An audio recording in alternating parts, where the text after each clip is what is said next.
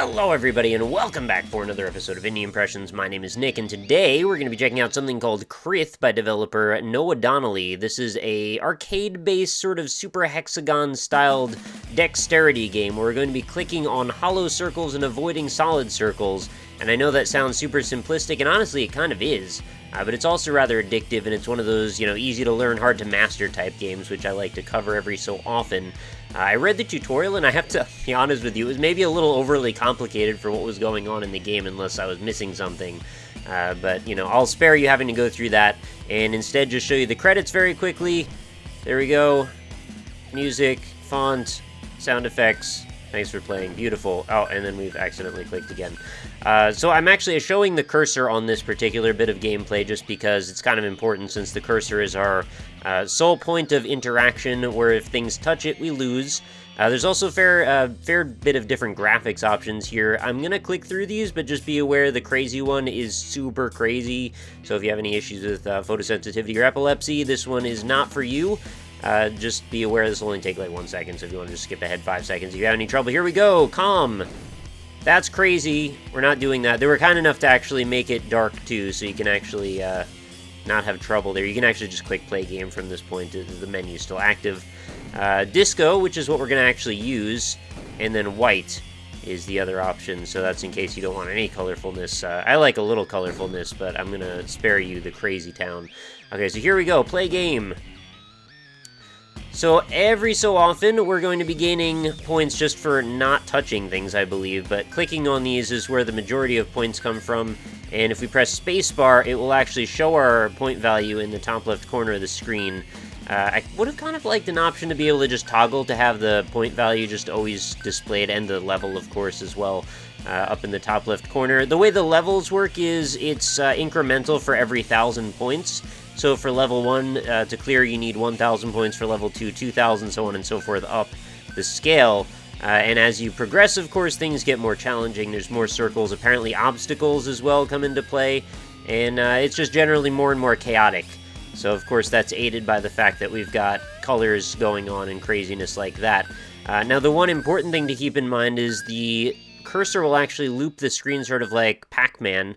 So if I go off the bottom of the screen, it'll loop to the top, and you'll see I just accidentally touched a circle because I was not centered in where my mouse positioning was on my mouse pad, but that's my problem, not yours. Oh my goodness, so I'm getting out of control here. I'm letting the mouse scroll too much, and I need to just be a little bit more in concentration where things are heading and happening.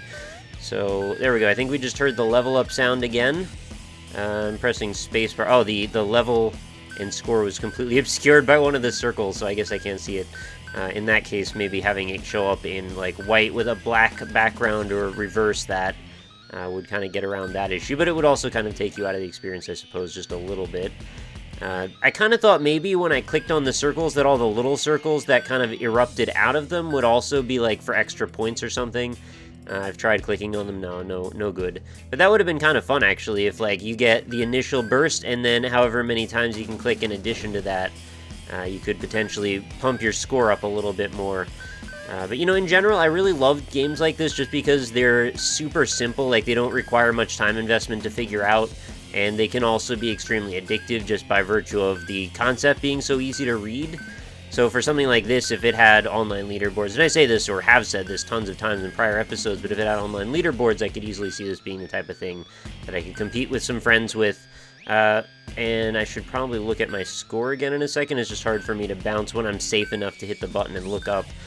So we're at level 4, 3215 right now is our score. And I guess, so the passive amount for not hitting anything also goes up. Oh my god, why did I die there? Oh, you know what happened? I probably just cleared level 4 and then immediately touched one, which results in negative points. And since I hit negative points at 0, it just killed me. So I guess the way around that would be to make your score cumulative and then have the curve go up as you play. So, like, the damage that you take is worth more, but so are the circles you click on. I guess that would kind of result in the scaling of things never actually getting you anywhere, so the game would never really get harder. It would just become almost instantaneous that you lose, which I'm not sure would be better necessarily. But, it's one of those types of games where it's just kind of visually just interesting to look at. There's just a lot going on here, and I guess if you distill this down to just being white, you'd kind of kill some of the appeal and charm, in my opinion. I was kind of hoping as I got further in that things would get weirder in a way, like maybe the background would start to strobe, or like crazy stuff would happen other than just the circles, or maybe the circles would explode into more circles, or who knows what, just any kind of visual effect. But just keeping the premise the way it is as we go forward seems like kind of the easy way to go, unfortunately. And I don't mean that to be derisive to the developer or anything. There's a fine concept, and I could easily see myself playing this for a few minutes more. Oh my god, what? I think I did the exact same thing again. It destroyed the frame rate for some reason. Oh my god, what's happening here? Press any key to return to the menu. Alright, I guess I've found some sort of terminal point there, and I'm not quite sure why. Maybe there's a little bit of optimization issues still going on. But, you know, that's going to be it for Crith. Super short episode today just because simple concept shouldn't take too much to figure out. Like I said, go ahead and download it yourself. Give it a try. Let me know what you think in the comments. And, of course, if you enjoyed the video, make sure you leave a like.